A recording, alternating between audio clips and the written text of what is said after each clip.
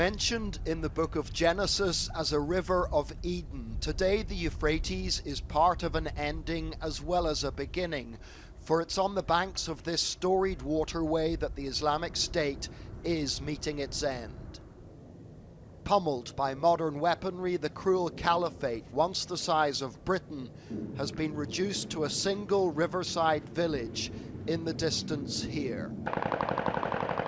It is now surrounded by these troops, the Syrian Kurds. Brave but light on equipment, our Kurdish allies, women fighters as well as men, rely on friends in high places, with American air power in particular crucial to the winning of this long war. Drones help identify targets for one of the US Air Force's most advanced bombers. Rarely seen in action, it drops massive ordnance. On the battlefield itself, these are American soldiers. They're a mortar team. With President Trump talking about imminent withdrawal, the sense here is that the Pentagon wants this finished soon. The operation to rid the world of the monstrous caliphate here in Syria began 4 long years ago.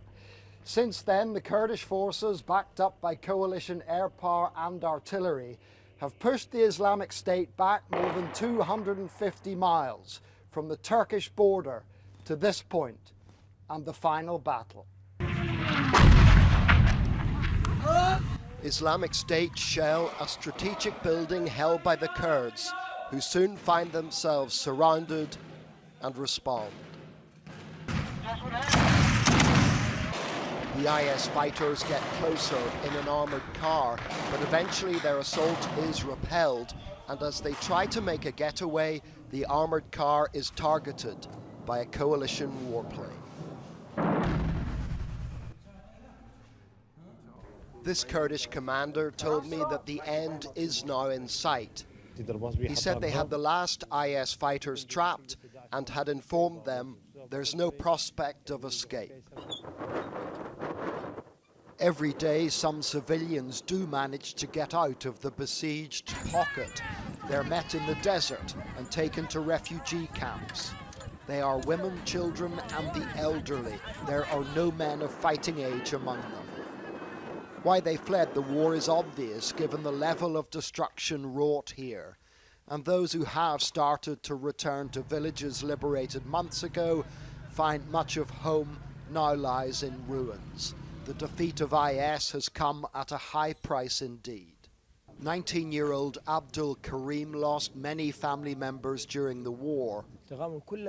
He said he had joined up not just to get revenge for his relatives, but for all those round the world who are grieving because of IS. The Kurds are fully aware of the attacks in places like Manchester, Paris and Nice, but it is they who've borne the brunt. This funeral brought the number of Kurdish fighters killed by IS and buried in this one cemetery to well over 700. And there are a dozen graveyards like this. They had hoped that the world would be grateful and indebted to them for being the boots on the ground that wiped out the Islamic State, but instead they feel let down and vulnerable. As they continue to bury and mourn those killed winning this war, the Kurds fear that without the Americans here to shield them, another war will soon come along. John Irvine, ITV News, Eastern Syria.